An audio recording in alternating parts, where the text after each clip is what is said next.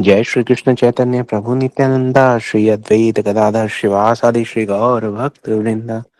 हरे कृष्ण कृष्ण कृष्ण हरे हरे, हरे राम राम राम हरे हरे।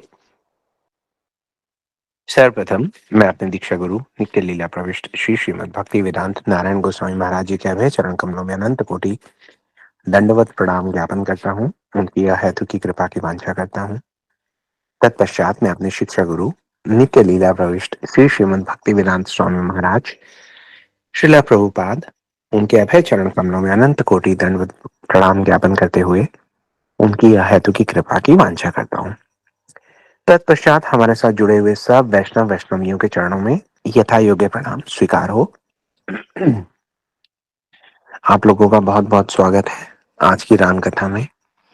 हमारी राम कथा अयोध्या के द्वार पर जाकर खड़ी है। कल हमने सुना महामंत्री सुमंत जो है उनको होश ही नहीं है जब से राम गए हैं। निषाद राजगुरु जब लौटे तो उन्होंने देखा कि अरे इनका रथ तो गंगा तट पर ही है अभी तक। उनको झकझोरा तो उनको पता ही नहीं लग रहा कि वो कौन है, कहाँ है, कैसे वापस जाएंगे। निषाद राजगुरु ये सोचते हैं कि राम जी का निर्देश था, भगवान राम ने कहा था कि महामंत्री सुमंत को अयोध्या भेज दीजिएगा कुशलता के साथ। निषाद राजगुरु अपने 4 निषादों को भेजते हैं क्योंकि जो महामंत्री सुमंत का जो रथ है उस रथ के जो घोड़े हैं वो घोड़े भी जो है स्वयं को संचालित नहीं कर पा रहे। तो 4 निषाद तो चारों घोड़ों को ले लेकर चलते हैं।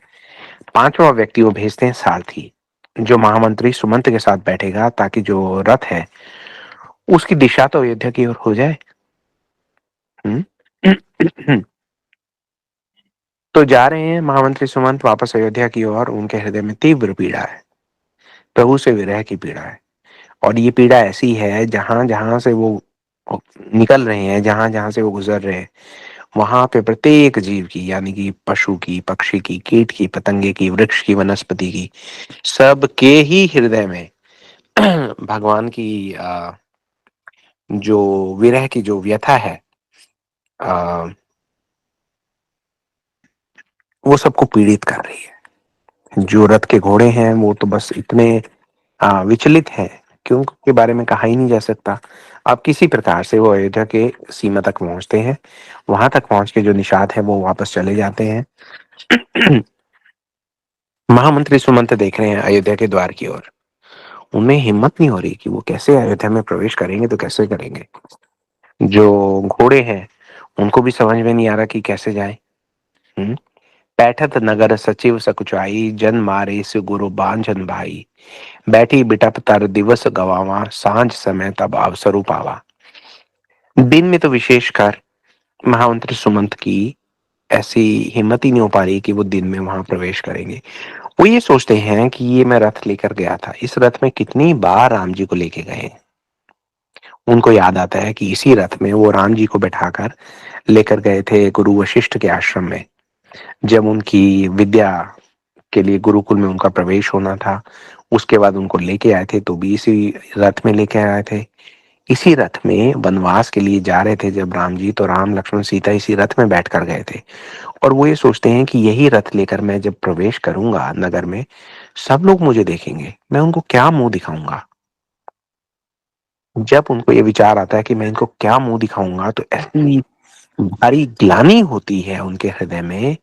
ऐसा ऐसा संकोच होता है। गोस्वामी तुलसीदास जी कह रहे हैं कि ऐसा संकोच उस व्यक्ति को होता है जिसने अपने गुरु की हत्या कर दी हो, जिसने किसी ब्राह्मण की हत्या कर दी हो, या जिसने किसी गैया की हत्या कर दी हो। बोले इतनी ग्लानि हो रही है। इस ग्लानि के साथ महामंत्री सुमंत अयोध्या के अंदर जा ही नहीं पा रहे। दिन बीत गया। जब पूरा दिन बीत गया, पूरे दिन एक पेड़ के नीचे बैठकर बिताते रहे, सोचते रहे मैं जाऊंगा, किसको मिलूंगा, क्या कहूंगा। जब अंधेरा होने लगा तब उनको लगा कि अब मैं प्रवेश कर सकता हूँ।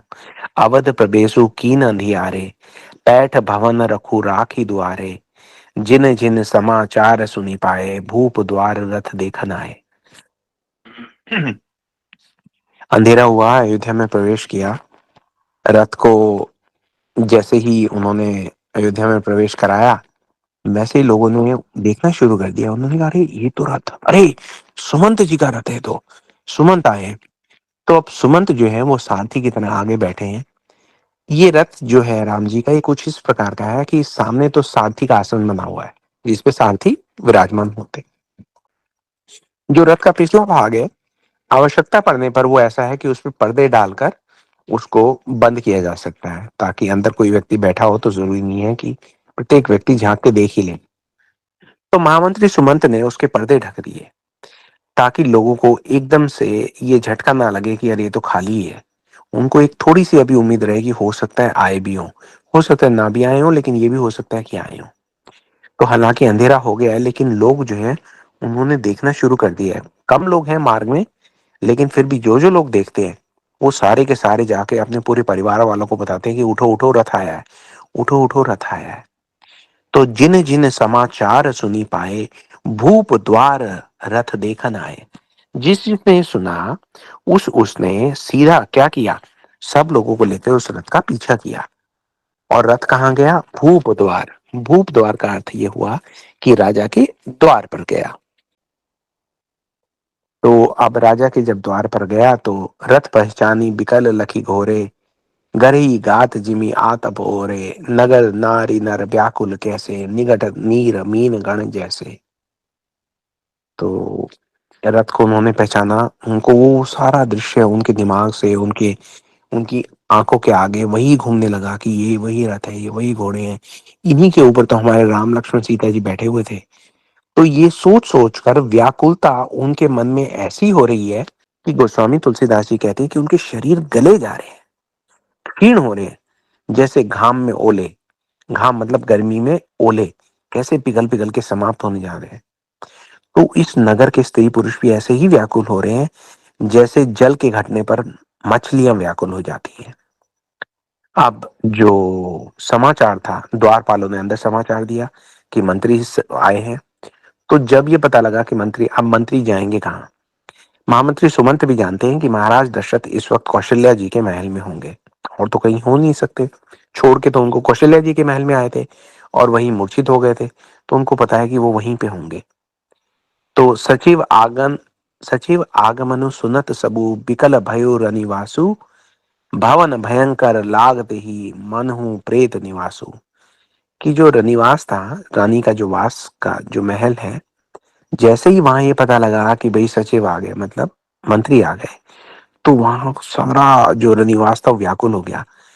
इस वक्त रनिवास में, कौशल्या जी के महल में बहुत सारे लोग हैं। महामंत्री सुमंत तो बाहर थे, अब आए हैं, लेकिन सुमंत जी के बेटे वहां पे हैं।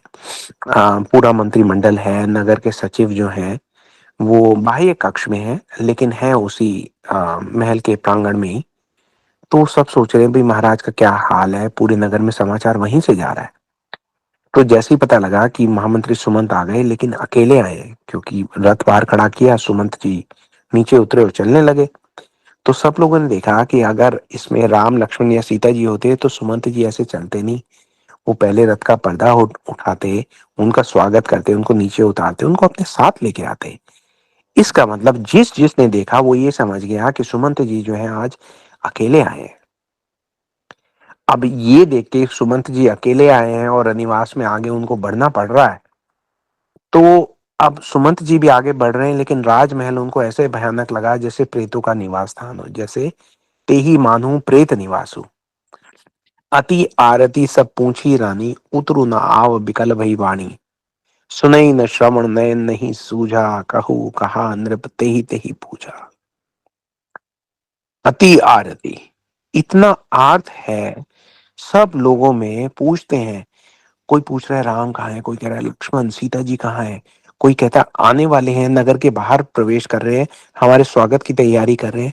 किस कारण से 2 दिन रुक के आएंगे? कहाँ छोड़ के आए, कौन से वन में? हम भी तो साथ गए थे, हम तमसा नदी के किनारे पे रह गए, आप मंत्री कहाँ चले गए थे? हमारा क्या दोष था, हमें छोड़कर क्यों चले गए? इतने प्रश्न, इतना आर्त, इतना दुख, इतना विषाद है, सुमंत जी को कुछ उत्तर ही नहीं आता। और उत्तर आए भी तो उनकी वाणी तो विकुल हो गई है, रुक गई है, मुख से शब्द नहीं फूट रहा, कानों से सुनाई नहीं दे रहा, आंखों से कुछ सूझता नहीं है। गलत रास्ते पे चलते गए, उनको फिर वहां पे द्वारपालों ने रोका, कहा महामंत्री कहाँ जा रहे हैं, इधर आइए। उनका हाथ पकड़ कर लेके जाते हैं। उनको आंखों से कुछ छूट ही नहीं रहा, सामने से जो भी उनको आके मिलता है उनको लगता है महाराज दशरथ है।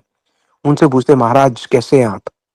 उनको बड़ा, सब लोग जो है व्याकुलता बढ़ती जा रही है। उनको अंतपुर में लेके जाते हैं, अंदर के कक्ष में, जहाँ पे महाराज दशरथ हैं, कौशल्या जी हैं, सुमित्रा जी हैं। दासी ने दीख सती बिकलाई, कौशल्या ग्रह गई लवाई। जाई सुमंत दीख कस राजा, अमी रहीन जनु चंद विराजा।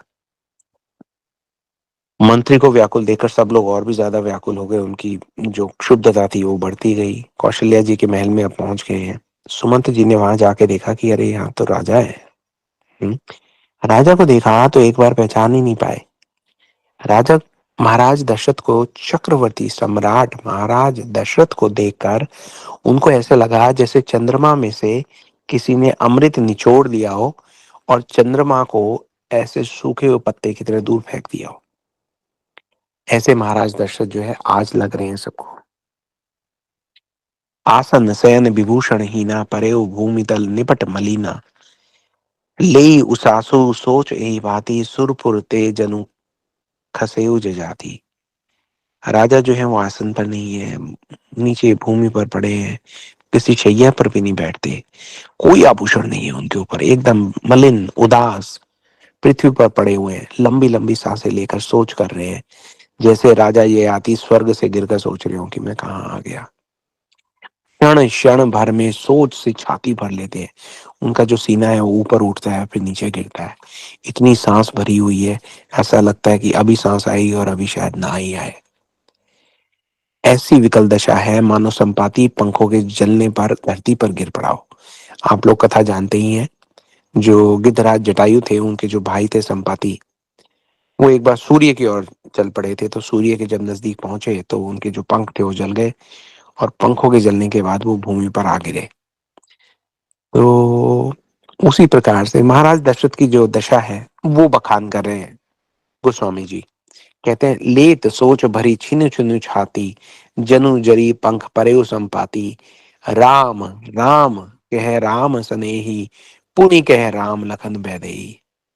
जिसको देखते हैं उनको लगता है राम आ गया, बार बार कहते हैं राम राम राम। फिर कहते हैं लक्ष्मण कहाँ है, हा लक्ष्मण हा जानकी। ऐसा कैसे कह कहकर उठने का प्रयास करते हैं, फिर गिर जाते हैं। अब जब महामंत्री सुमंत ने अपने मित्र चक्रवर्ती सम्राट महाराज दशरथ को इस दशा में देखा तो उनको लगा कि मेरा अब उत्तरदायित्व है महाराज को थोड़ा संभालना।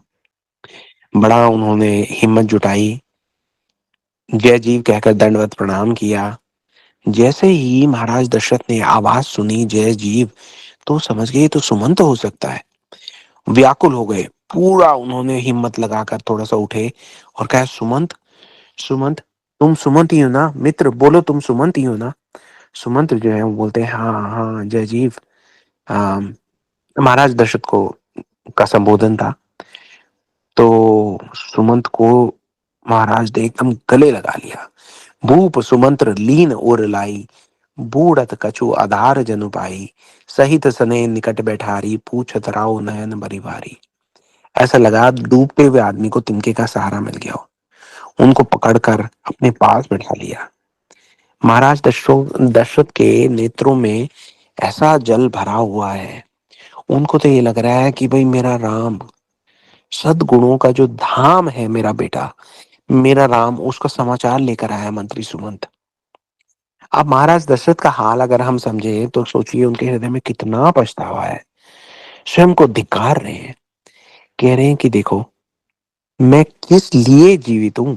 मैं ये समाचार पाने के लिए जीवित हूं कि मेरा पुत्र वापस नहीं आएगा। राम का वियोग सुनने के लिए मेरे प्राणों ने अब तक अपना आधार बनाकर रखा है। मुझे पता है, ये खुद से कह रहे हैं महाराज दशरथ, वो ये स्वयं से कहते हैं कि मुझे पता है राम वन में क्यों गया है। अवश्य ही राम ने मुझे निष्ठुर जानकर मेरा त्याग कर दिया है।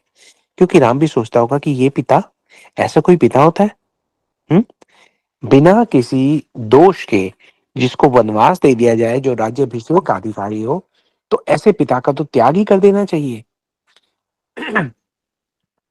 तो महाराज दशरथ को लगता है कि उनके प्राण अभी जाने को हैं। फिर वो हैरान होते हैं, चकित हो जाते हैं कि मेरे प्राण जा क्यों नहीं रहे। फिर वो समझते हैं कि मेरे प्राण इसलिए नहीं जा रहे क्योंकि मैं बात बात पे राम राम राम कह रहा हूँ। तो जैसे मैं राम बोलता हूँ मेरे जाते हुए प्राण वापस आ जाते हैं। मेरे प्राण तो राम में ही है।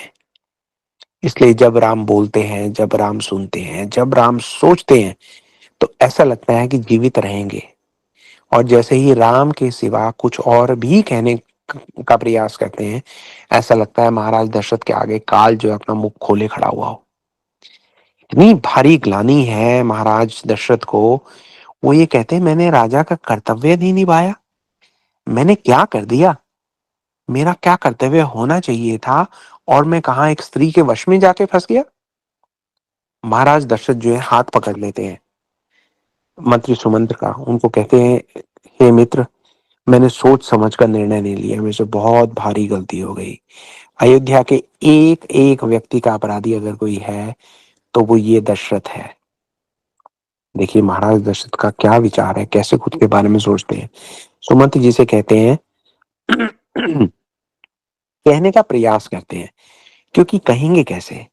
कहते कहते तो उनका गला भर आता है, वाणी कातर हो जाती है, अवरुद्ध कंठ है, कहने का प्रयास कर रहे हैं। दोनों उनकी दोनों कंधे पकड़कर उनको ये कहते हैं हे मित्र, हमसे जीवन की सबसे बड़ी भारी भूल हो गई। अरे जब कैकेयी ने कहा कि राम की सौगंध लेकर कहिए कि अपने दोनों वचनों का पालन करेंगे, तो मित्र मुझे विचार तो करना चाहिए था ना कि क्यों ना मैं मंत्रियों से, सभासदों से, नगर से, जनपदों के पार्षदों से, कुलगुरु वशिष्ठ से, महामंत्री सुमंत से कोई परामर्श तो ले लूं। लेकिन मित्र मैं ऐसा मूड, ऐसा मूर्ख था। मेरे दुष्कर्म तो देखो कि राम के राज्याभिषेक के हर्ष में मैं नीति पूर्वक विचार कुछ कर ही नहीं पाया सुमंत। रोने लगते हैं महाराज दशरथ। कह रहे मुझे क्षमा कर दो, क्षमा कर दो सुमंत। मेरा विश्वास करो मित्र, अगर मैंने राम की शपथ ना उठाई होती तो मैं कभी भी राम को वन जाने नहीं देता। मैं कभी राम को वन जाने ही नहीं देता। अब सुमंत जी क्या कहें क्या ना कहें, वो तो जानते हैं कि क्या हुआ है। लोग कई बार ये कहते हैं कि रघुकुल रीत सदा चली आई, प्राण जाए पर वचन न जाए। महाराज दशरथ ने वचन के कारण राम को जाने दिया, जबकि आप लोग जानते हैं कि उन्होंने राम को इसलिए जाने दिया क्योंकि कैकेयी जी ने वर मांगने से पहले महाराज दशरथ से राम की शपथ उठाने के लिए कहा था। तो राम की सौगंध खाने के बाद उन्होंने वर मांगे थे। इस कारण महाराज दशरथ चाह कर भी वो वर जो है वो वापस नहीं ले सकते थे, वरना महाराज दशरथ पलट जाते। हम्म, लेकिन होता तो वही है जो होना होता है। अब देखिए महाराज दशरथ कितने मानसिक पश्चाताप से ग्रसित हो रहे हैं, स्वयं को दोषी ठहरा रहे हैं, इस दोष का उचित दंड नहीं खोज पा रहे। सुमंत से कहते हैं कि तुम मुझे कुछ दंड तो दो। हे मित्र तुम मुझे दंड तो दो, तुम तो नीति के ज्ञाता हो, महामंत्री हो। ऐसा क्या धर्म का नियम है जो तुम्हें नहीं पता? तो मेरे लिए कोई प्रचंड दंड क्यों नहीं खोज कर तुम लाते? हम्म? वो ये कहते हैं मेरे मेरे हृदय से पूछो मेरे पे क्या बीत रही है। जैसे ही मैं राम के बारे में सोचता हूँ तो मेरे राम का शील, उसका चरित्र, उसकी मनोहर मुस्कान। ये ना राज्याभिषेक होना था राम का, मैंने बुलवाकर उसको वनवास भेज दिया। फिर भी वही वैसी मुस्कान दिखाई, वही शांत चितवन। चला गया वनवास, चला गया। वनवास नहीं गया मित्र, वो मेरे जैसे निष्ठुर पिता का त्याग करके गया है। मैं राम जैसे सुयोग्य पुत्र का योग्य पिता हूं ही नहीं। ऐसी ऐसी बातें कर रहे हैं महाराज दशरथ। ऐसा लग रहा है दुख का समुद्र जो है विशाल लहरों का रूप ले लेकर महाराज दशरथ के हृदय से बार बार टकरा रहा है, उनको बार बार धक्का दे रहा है। मुख में वाणी नहीं बन रही। सोचते हैं कि क्या वास्तव में मेरा अपने राम के प्रति प्रेम इतना क्षीण था कि राम के वियोग में भी, राम के जाने के बाद भी मेरे श्वास चल रहे हैं। फिर वही सांस फूलने लगती है, व्याकुलता बढ़ रही है। अब तो ऐसा लग रहा है कि अश्रु भी समाप्त होंगे उनके नेत्रों में। अब तो उनके अश्रुओं की बजाय उनके नेत्रों से अगर कुछ निकल रहा है तो वो रक्त निकल रहा है। ये दुख है महाराज दशरथ का, बड़ा भारी भारी दुख है। हम्म?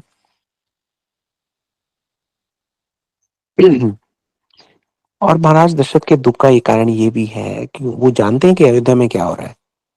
अभी तो उन्होंने कहा कि अयोध्या के एक एक जीव का अपराधी मैं हूं, क्योंकि यही जो व्याकुलता है ये पूरे अयोध्या में व्याप्त है। सब अयोध्या वासियों को अब तक लग रहा था, अभी भी पूरी खबर जो है फैली नहीं है, अभी फैल रही है।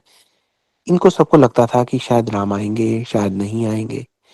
तो राम आएंगे और नहीं आएंगे, इन दोनों भावनाओं में ये ऐसे बह रहे थे, जैसे आप ये समझिए कि कोई क्रूर मछुआरा एक मछली को अपने कांटे में फंसा के कभी जल के बाहर निकाल देता है, तो मछली कितना तड़पती है, और फिर उसको जल के अंदर कर देता है। कांटा फंसा हुआ है मछली के मुंह में, जल में है, सांस ले पा रही है, लेकिन बहुत बहुत कष्ट है। तो कष्ट में ही है। जब उनको लगता है शायद राम आएंगे, तो भी राम आए तो नहीं है ना, राम से तो विरह है ही। तो वो विरह ऐसा है जैसे मुख में कांटा गड़ा हुआ हो, लेकिन फिर भी एक उम्मीद है कि भाई आ सकते हैं। तो वो ऐसा है जैसे जल के अंदर मछली हो, और जब ये लगता है कि राम आएंगे नहीं, तो ऐसा लगता है कि जल के बाहर है और कांटा मुंह में फिर भी गड़ा हुआ है। सबका ऐसा प्रेम है। सूरदास जी एक जगह कहते थे, जैसा राजा वैसी प्रजा। महाराज दशरथ के मन में राम के प्रति जो स्नेह है, जो प्रेम है, उसके कारण ही सब प्रजावासियों को लगता है कि राम के बिना हमारे जीवन का मूल्य ही क्या है। जीवन तो आज है, कल नहीं है, मृत्यु तो सबको आनी है। लेकिन जो हमारा धर्म है, धर्म क्या है अयोध्या वासियों का, एक दूसरे को क्या बताते क्या है कि धर्म क्या है हमारा, वो ये कहते हैं कि हमारा धर्म है राम के प्रति प्रेम समर्पण। और अगर इस धर्म को कुछ हो गया, अगर ये हमारा धर्म ही क्षतिग्रस्त हो गया, तो फिर हमारे अस्तित्व का कोई औचित्य ही नहीं रहता। हम जिए कैसे और मरे कैसे एक बराबर है। ये तो उनकी जो प्रजावासी हैं उनकी है। लेकिन कई जगह बड़ा इसका विस्तार में विवरण आता है कि पशुओं ने भी घास चरना छोड़ दिया था, पक्षियों ने दाने चुगने छोड़ दिए थे, नवजात शिशुओं ने माताओं का दूध पीना बंद कर दिया था। तो ये है पीड़ा अयोध्या वासियों की। और भक्तों ने अनेक टीकाओं में ये बताया है कि भगवान की और भगवान के भक्तों से वियोग की जो अग्नि है, ये ही एकमात्र साधन है जिससे हमारे दुष्कर्म जो है वो जलकर भस्म हो सकते हैं। जब हमें लगता है कि भगवान से हमारा जो विरह है, हम्म, जब हमें लगता है कि भगवान के भक्तों से हमारा जो विरह है, वो जो पीड़ा हमारे अंदर आती है, वो उस अग्नि के समान है जिसमें हमारे सारे जो पाप हैं वो जल जल कर भस्म हो रहे हैं। हम्म। चलिए वापस चलते हैं। राजा ने सुमंत को हृदय से लगा लिया, अपने पास बैठाया। नेत्रों में अब तो जल खत्म है, रक्त भरा हुआ है। वो ये कहते हैं कि हे मेरे सखा, राम की कुशल बताओ। बताओ श्री राम लक्ष्मण जानकी कहाँ हैं? तुम उनको लेकर आए हो या वन में छोड़ कर आए हो? ये बात सुनते ही सुमंत जी भी रोने लगे, फूट फूट कर रोने लगे। दोनों एक दूसरे के गले लगकर रो रहे हैं। राम कुशल कहू सखा सनेही, कह रघुनाथ लखन बैदेही। आने फेरी के बनी सिधाए, सुनत सचिव लोचन जल छाए। शोक बिकल पुनि पूछ नरेशु, कहु सिय राम लखन संदेशु। राम रूप गुण शील सुभाऊ, सुमिर सुमिर उर सोचत राऊ। बोले कुछ तो कहो, मेरे राम का, लक्ष्मण का, सीता का कुछ तो हाल बताओ। तो राउ सुनाऊ दीन बनवासु, सुनु मन भयो न हर्षु हरासु। सो सुत बिछुरत गए न प्राणा, को पापी मण मोहि समाना। वो ये कहते हैं, सुमंत तुम इसलिए मुझे नहीं बता रहे राम लक्ष्मण सीता के बारे में क्योंकि तुम जानते हो कि मेरे जैसा कोई पापी नहीं है। तुम इसलिए मुझे नहीं बता रहे क्योंकि तुम सोचते हो कि ये राजा, स्वयं को कह रहे हैं कि ये स्वयं को राजा समझने वाला व्यक्ति, जिसने अपने पुत्र को वनवास दे दिया, जिसने राम जैसे पुत्र को वनवास दे दिया, वो राम के बारे में सुनने का अधिकारी नहीं है। यही सोच के तुम मुझे मेरे बारे में नहीं बता रहे ना। कह रहे मेरे पे उपकार करो मित्र, मुझे एक बार बता दो, उनका कुछ समाचार तो दे दो। या फिर एक काम करो, श्री राम जानकी और लक्ष्मण जहां है मुझे भी वहीं पहुंचा दो। अगर तुम ऐसा नहीं करोगे मित्र, तो मैं सत्य भाव से कहता हूं कि मेरे प्राण अब चलने को तैयार है। बार बार राजा जो है मंत्री से पूछते हैं। मंत्री का रोना बंद हो तो बेचारे कुछ कहे। राम जो महाराज दशरथ हैं, उनका पूछना नहीं रुकता। वो तो अपनी एकदम सूधी खोए बैठे हैं। पुनि पुनि पूछत मंत्री राहु, प्रीतम सुवन संदेश सुनाऊ, कर ही सखा सोई बेगु बाऊ, राम लखन सिय नयन दिखाऊ। सचिव धीर धरि कह अमृत बाणी, महाराज तुम पंडित ज्ञानी, वीर सुधीर धुरंधर देवा, साधु समाज सदा तुम सेवा। जब इतनी बार पूछते हैं कि भाई मुझे कुछ तो बताओ, उनका कुछ तो हाल मुझे बताओ, उनके बगैर मेरे प्राण जो है वो जाने को है, तो अपना रोना रोकते हैं सुमंत जी। बड़ा धीरज धरते हैं, राम जी को याद करते हैं, मन मन में उनसे प्रार्थना करते हैं कि मुझे थोड़ा आप धैर्य दीजिए, मैं किसी प्रकार से थोड़ी सी सांत्वना दे पाऊं महाराज दशरथ को। तो जो सुमंत्र जी हैं वो धीरज धरकर कोमल वाणी से कहते हैं, वो ये कहते हैं, महाराज आप पंडित हैं, आप ज्ञानी हैं, आप धर्म से पूर्णतः परिचित हैं, आपके जैसा शूरवीर उत्तम धैर्यवान पुरुषों में श्रेष्ठ व्यक्ति कौन होगा। उनको बता रहे हैं पहले तो कि भाई ये मेरा आपके बारे में विचार है, क्योंकि महाराज दशरथ तो जिसको देखते हैं वो यही सोचते हैं कि ये सारे व्यक्ति मेरी ओर इस दृष्टि से देख रहे हैं कि मैं कितना बड़ा पापी हूं। तो यहाँ पर सुमंत जी अपना जो प्रेम है वो जता रहे हैं अपने मित्र के प्रति। वो ये कहते हैं, मुझे पता है कि आप पंडित हैं, आप ज्ञानी हैं, शूरवीर हैं, उत्तम धैर्यवान पुरुषों में श्रेष्ठ हैं, और आप शोक किस बात का कर रहे हैं, आप भय किस बात का कर रहे हैं। देखिए कितना बड़ा तत्व यहाँ पे बताया गोस्वामी जी ने। वो ये कहा कि आप भय मत कीजिए, क्यों, साध समाज सदा तुम सेवा। आपने तो सदा साधुओं के समाज का, संतों का, भगवान के भक्तों की सेवा की है आपने तो। जिस व्यक्ति ने साधु संतों की सेवा की हो, उसको इस जगत में किसी बात से भय लग नहीं सकता। फिर कहते हैं, जन्म मरण सम दुख सुख भोगा, हानि लाभ प्रिय मिलन वियोगा, काल करम बस होई गुसाई, बर बस राति दिवस की नाई। ये जन्म मृत्यु सुख दुख के भोग, हानि लाभ, प्यारों का मिलना बिछड़ जाना, ये सब तो है स्वामी काल और कर्म के अधीन, रात और दिन की तरह बरबस होते रहते हैं, होते रहते हैं। सुख हर्षई जड़ दुख बिल खाई, दो समधीर धरी मन माही, धीरज धरु विवेक विचारी, हारी सोच सकल हितकारी। बोले आप कुछ विचार कर धीरज धरिए, शोक का परित्याग कर दीजिए। शोक का परित्याग कैसे करेंगे राम, शोक का परित्याग कैसे करेंगे राम के वियोग में तड़पते हुए महाराज दशरथ। महामंत्री सुमंत को एक बात ध्यान आती है, वो ये कहते हैं कि मैं इनको राम की कथा सुनाता हूँ, इनके हृदय को थोड़ा शीतलता मिलेगी। वो ये कहने लगते हैं कि अरे महाराज, मैं आपको बताना भूल गया कि जब श्री राम यहाँ से गए तो महाराज अयोध्या के कितने लोग तो उनके पीछे पीछे चल पड़े। कितना प्रेम था उनके हृदय में राम के लिए। अब ये बात सुनकर अच्छा लगा महाराज दशरथ को, भूल गए कि राम चले गए। वो ये सुनने लगे कि अयोध्या के निवासियों के हृदय में राम के लिए कितना प्रेम है। तो फिर जो महामंत्री सुमंत है वो बता रहे हैं कि राम जी का पहला निवास हुआ तमसा जी के तट पे। उसके बाद महाराज दूसरे दिन हम क्या हुआ, सब लोग तो सो रहे थे, तो राम जी से उनका कष्ट नहीं देखा जा रहा था। तो राम जी ने कहा कि ये लोग बड़ा कष्ट पाएंगे, हमारे साथ जाएंगे तो वनवास कोई आसान काम तो है नहीं, तो इनको वापस अयोध्या तक पहुंचाकर हम वहीं से निकल जाएंगे गंगा तीर पे। तो फिर महाराज उन्होंने इतना सुंदर सुझाव दिया, हमने अयोध्या की ओर वापस अपना जो रथ था वो मोड़ा, और अयोध्या तक आकर फिर हमने हवा का रुख किया और गंगा तीर पे पहुंच गए। तो वहां पे उन्होंने पवित्र गंगा जी में स्नान किया। महाराज कितना शीतल जल था पवित्र गंगा का।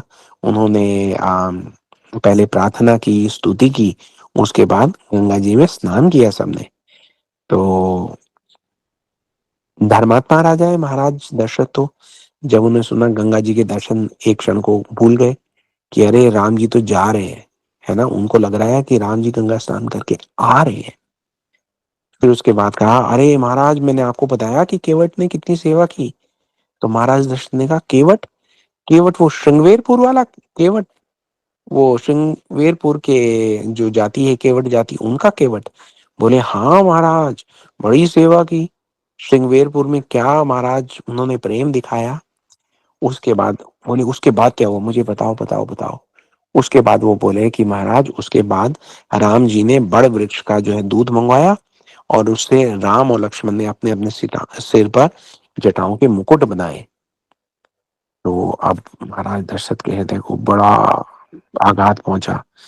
बोले जटाओं में उन्होंने बरगद का दूध भर के उसकी जटाएं बना ली। जी दैट्स लाइक जैसे हेयर जेल लगाते हैं ना लोग, वैसा उन्होंने 14 वर्ष के लिए अपने मुंह बालों को किया, क्योंकि अब कंघी नहीं करेंगे ना कभी। फिर वो बताने लगे निषाद राज से नाव मंगवाई, सीता जी चढ़े, रघुनाथ चढ़े, फिर लक्ष्मण जी चढ़कर अपना धनुष पे बाण उन्होंने चढ़ा लिया और श्री रामचंद्र जी की आज्ञा पाकर उस नाव में प्रवेश किया। उसके बाद महाराज मुझे व्याकुल देखकर श्री रामचंद्र जी धीरज धर कर मधुर वचन बोले, हे तात पिताजी से मेरा प्रणाम कहना और मेरी ओर से बार बार उनके चरण कमल पकड़ना। राम सखा तब नाव मंगाई, प्रिया चढ़ाई चढ़े रघुराई, लखन बाण धनु धरे बनाई, आप चढ़े प्रभु आयसु पाई। बिकल बिलो की मोर रघुवीरा, बोले मधुर बचन धरि धीरा। तात प्रणाम सात सन कहिउ, बार बार पद पंकज गएहु। कर भी पाए परी बिन बहोरी, तात करी जनि चिंता मोरी। बन मग मंगल कुशल हमारे, कृपा अनुग्रह पुण्य तुम्हारे। जब राम जी जा रहे थे ना महाराज, तो उन्होंने कहा कि पिताजी को मेरा प्रणाम कहना और मेरी ओर से बार बार उनके चरण कमल पकड़ना। उनके चरण कमल पकड़कर विनती करना कि हे पिताजी आप मेरी चिंता बिल्कुल नहीं करें। आपकी कृपा अनुग्रह और पुण्य से वन में और वन की ओर जाने वाले मार्ग में हमारा सदैव कुशल मंगल होगा। हे पिता, आपके अनुग्रह से मैं वन जाते हुए सब प्रकार का सुख पाऊंगा। आज्ञा का भली भांति पालन करके चरणों का दर्शन करके कुशल पूर्वक फिर लौट आऊंगा। सब माताओं के पैरों में पड़ पड़ कर उनका समाधान करके उनसे बहुत विनती करके आप वही प्रयत्न कीजिएगा। वो ये कह रहे हैं कि मुझे कहा कि मैं वही प्रयत्न करूं जिससे कौशलपति पिताजी सुकुशल रहें। उसके बाद गुरुजी के लिए संदेश भेजा है। तो बड़ा संदेश है। जी समय ऊपर हो गया, अभी तो हमारी कथा ही आधी रह गई है। हाँ जी, चलिए बाकी की कथा फिर कल करेंगे। आज तो पहले ही हम 5 मिनट ऊपर जा चुके हैं। जी कथा है ही ऐसी, बहुत दारुण है, बहुत मार्मिक है और हम सब लोगों के लिए बहुत बहुत आवश्यक है। हमें समझना चाहिए कि क्या हो रहा है भगवान से विरह में। और ये भगवान अपने परिकरों को यहाँ लेके ही इसलिए आते हैं क्योंकि उनके चरित्र से, उनके आचरण से हम समझे तो सही कि हमें रोना किस प्रकार से है। तो महाराज दशरथ की ये बड़ी भारी व्यथा है, बहुत दुख, बहुत पीड़ा वाला जो प्रसंग है, इसको हम कल दोबारा आगे बढ़ाएंगे। आज आप लोगों का यहाँ पे आने के लिए, हमारे साथ जुड़ने के लिए बहुत बहुत धन्यवाद। जी जैसा हम पहले भी कह चुके हैं कि ये जो अब जो कथाएं हो रही हैं, आ, आप इनको बहुत ध्यान से सुनिए। ये जीवन में परिवर्तन लाने वाली कथाएं हैं। ये हमारे मन को द्रवित करने वाली कथाएं हैं। ये मन जो करोड़ों अरबों जन्मों से पता नहीं किन किन चीजों के संस्कारों से भरा हुआ है, इनको जब हम भगवान की कथा और भगवान के भक्तों के आचरण की जो कथा है उससे सराबोर करते हैं, तब जाके बदलता है। अदरवाइज इसकी पूरे जगत में और कोई औषधि है नहीं कि हमारा हृदय परिवर्तित हो जाए। तो आप समझ सकते हैं कि ये कितना अम, क्या कहा जाए कि बहुमूल्य अवसर है। जो जिस किसी का सौभाग्य हो वो आए सुन ले, जिसका सौभाग्य ना हो उसके सौभाग्य को आप कैरी करें, उन तक पहुंचाएं, अपने जानने वालों को इस कथा के बारे में बताएं, बच्चों को बताएं, विशेष तौर पर बड़ों को बताएं, हर किसी को बताएं। जी इसी प्रार्थना के साथ मैं आपसे आज के लिए आगे लेता हूँ। आपसे दोबारा कल भेंट होगी। तब तक के लिए हरे कृष्णा, जय श्री राम, जय श्री राधे।